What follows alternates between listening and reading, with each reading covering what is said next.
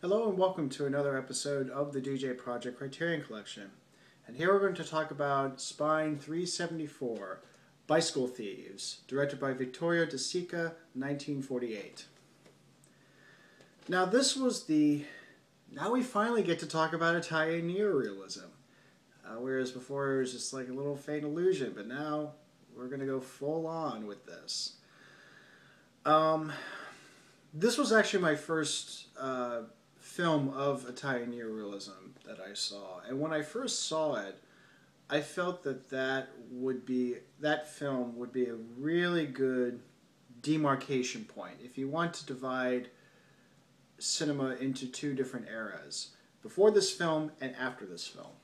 And some other people have used Breathless, some other people have used Citizen Kane. I would argue that Bicycle Thieves is the one to use. Now, a brief aside, the most common and longest standing English title that was used was The Bicycle Thief, which actually is erroneous because, one, the original Italian uses Ladri, which is plural, and two, it actually is related to the story. There isn't just the one bicycle thief, and I'll leave it at that. So, call that my incentive for you to go see this. Of course this is going to get my recommendation. But what doesn't? What title doesn't get my recommendation? But this one especially. So anyways, so when I first saw this film, I felt like that was a really good demarcation point of cinema before this film and cinema after. Now this is before, how's that for confusion? This was before I saw Rome Open City. And I considered that film to be the demarcation point because it was the first one to be made. And it certainly had a lot of the same elements that you find in Bicycle Thieves. That being said, I still stand by my earlier statement. It can be a very good demarcation point. And in that sense, I would think of it as an honorary demarcation. Now, what do I mean by before this film and after this film? Well, my justification for this is that I feel that the films beforehand were, to use Mark Cousins, to use a term that Mark Cousins used in his book, The Story of Film, much of cinema was what you could describe as romantic realism, where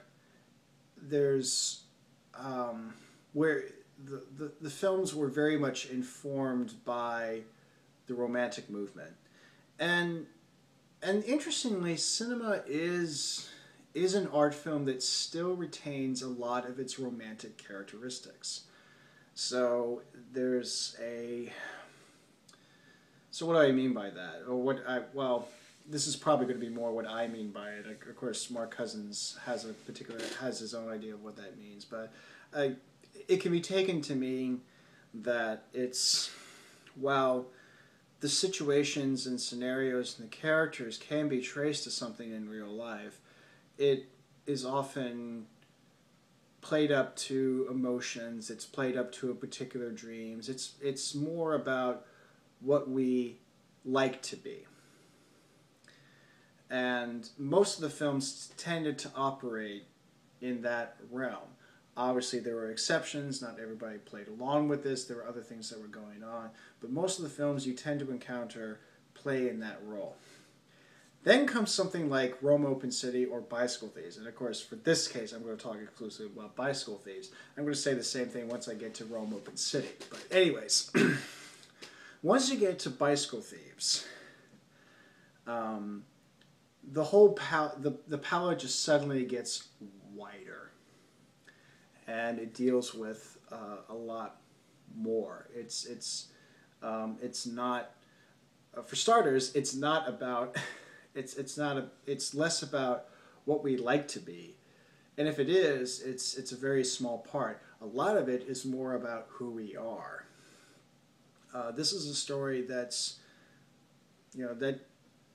is rooted in post-World War II Rome.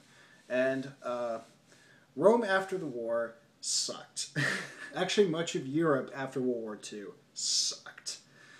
There was a lot of poverty. There was economic uncertainty. In fact, actually, this is a very appropriate film to watch now, concerning all the crap that's going on now. But at any rate, but also at the same time, it's not fair to compare what's going on now, because this is like really through and through poverty. In fact, the story is a man who is trying to support his family and is finding it really, really difficult to make ends meet, having to sell things to the pawn shop in order to get more money to pay for food and rent and everything. He finally gets his big break. He gets hired for a job putting up posters, which would involve a bicycle. Now he's able to get this bicycle, obviously through punting some more things, but he's able to reacquire his bicycle that he sold off for money in an earlier instance. So he gets this bicycle, and he thinks, finally, my life is going to begin. This is going to be the beginning of a new life, and things are going to be better. And he goes on the job, he sets up posters, everything's all great, and all within the first day, his bike gets stolen. And to say that he's pissed is definitely an understatement. And this goes beyond just, and obviously this is not just rage, this is his entire livelihood. His new job is now put into jeopardy because his bicycle is stolen. And so he's in this mission to try to reclaim his bike. And eventually his son gets pulled into this as well.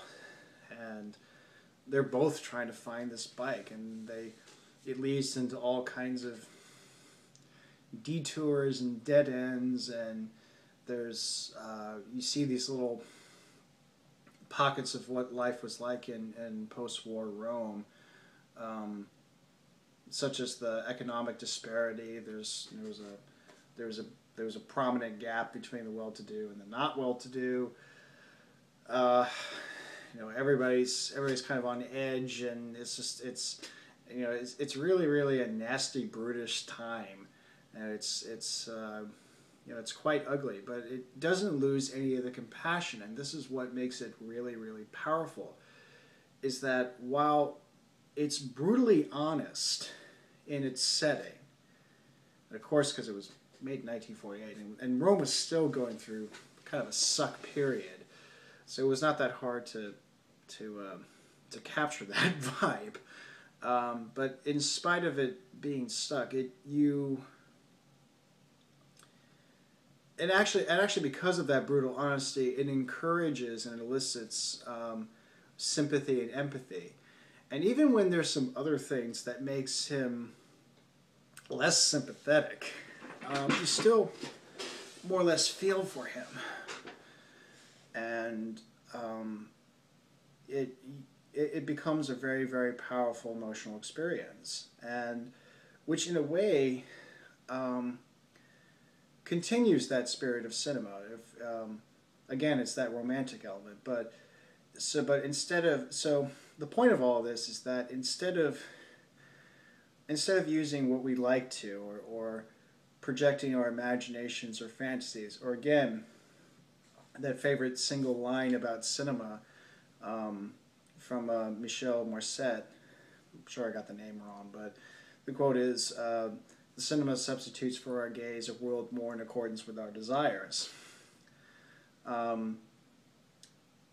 This one is, well, nobody wants to desire poverty, but I will say that if the desire is to portray a place and to portray a situation in a very honest and real way, in the hopes of making it better because you're raising this through awareness, then that becomes a desire that's worth manifesting in cinema. And so the point of all this is that from Bicycle Thieves onward, you got the sense that cinema can do more beyond just sparking our imaginations and living out fantasies. That there's, like, one of the things that it does is that it helps you develop a social conscience. And the notion of Italian neorealism was to formulate a social conscience. The architect of all this is not necessarily a director necessarily, but it was actually its screenwriter. It was I just want to make sure I got the name right, so my apologies. Cesare Zaffinetti, who, by the way, was nominated for an Oscar in 1950, well, for 1949, but it held in 1950 for Best Original Screenplay, and the film itself won an honorary Oscar. Yes, I know the Oscars already happened, so that's why I have kind of that mindset of that. But anyways, but he was the primary architect of Italian neorealism, and his point was to get cinema out of the studios. Now, part of it was it was political in another sense, not just in the sense of, oh, we're in dire poverty, we need to raise awareness. It was also another way of casting off the shackles of Italian fascism, because Mussolini was a big fan of cinema and saw the power of cinema, and actually that's where Cinecittà comes in. Cinecittà was a project of Mussolini, and the Italian film industry was very much rooted. And neorealism was one of the tenets of it was to break away from that fascist origin, as it were, and to try to liberate it, as it were, and to have it do something else. So you could say that Italian neorealism was a kind of reactionary movement against fascism. But of course there was more to it than just that. But there was I can't help but notice that element, because this is a film that it was all filmed on locations. It was just cameras on locations. It was largely unknown actors, and the story was rooted in more of a reality, and it also played out more like a real story. There is no happy ending in this, in so many words. It's quite down, but it's not something like you want to slit your wrist or anything like that. It's more the downness of it, or the bleakness of it, is just seeing a broken and impoverished Rome, and particularly seeing this father and his son living in the midst of that, and trying to trying to make their lives better. And this thing happened to them that threatens that very future, and it becomes a very, very powerful experience. And I know I'm not alone in this. It tends to be the film that that several filmmakers point to as an example of a film that changed their views about what the cinema could be. This was a key film for Alfonso Cuarón, and this also is a favorite film, apparently, of Harvey Weinstein. So there you go. Talk about a film that brings everybody together. But again, because I'd seen this film first, I thought of that as the demarcation point. When I saw Rome Open City, I felt that was the demarcation point, and only because it happened first. And it certainly helped lay out what Italian neorealism was all about. Of course, there are other key films of that moment. There's Umberto D. There's Germany Year Zero. There's Rocco and His Brothers, and that's Luciano Visconti. There's Voyage to Italy. Rossellini, and so I mean, there's other films that you can use as that kind of demarcation point. But this, you can certainly make a really good case, because really I think because I think after that film, it felt like there was more that you can do in cinema. It was more than just costume pieces or period pieces or musical numbers or anything that seems fantastical or escapist. That you can have a cinema with a conscience, or a cinema that can explore places. You can take cinema where angels fear to tread. You can go to the heavens. You can go to hell. You can. It just seems like everything started to get broader from that moment on, and it's one of those things where it kind of, for lack of a better metaphor, it was kind of a Pandora's box of sorts, where as soon as that was open, it just seemed like you could never go back to what it was before. And then at the same time, but actually, the good thing, and this is why I hesitate to use Pandora's box as a metaphor for this, because in the end you go, well, why would you want to go back? It's great that this is now open. And Bicycle Thieves is a really good embodiment of that. You can't accuse it of being sentimental, but again, there's no happy ending. It is very emotional, but I think the emotion is very, again, it's rooted in honesty. It's a genuine emotion. It's not something that's played up to elicit sympathy. The sympathy and the empathy comes just from it comes from the truth and how truthful it is, which is of course a paradox, because this was a contrived story, but it was because it was set in a real place. It was played by real people who probably didn't have to have their bicycle stolen, but understood what that meant. By losing that key to your livelihood, it meant that you had to start over from square one.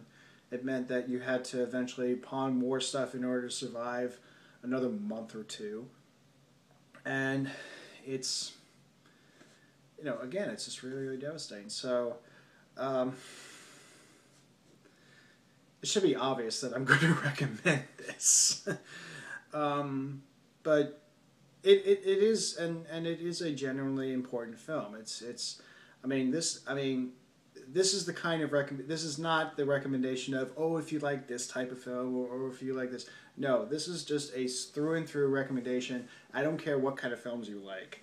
This is essential viewing, along with The Seventh Seal, along with The 400 Blows.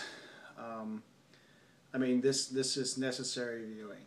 And again, I'm going to say the same thing when I get to Rome Open City, but certainly Bicycle Thieves is up there. So, and yes, it is called Bicycle Thieves, and you will know why when you watch it. So, again, essential viewing. Go see it, and I would even go so far as to say, go own it. It's worth adding onto your shelf, especially if you care anything about cinema. It's definitely worth owning. So, Bicycle Thieves, and until next time, take care.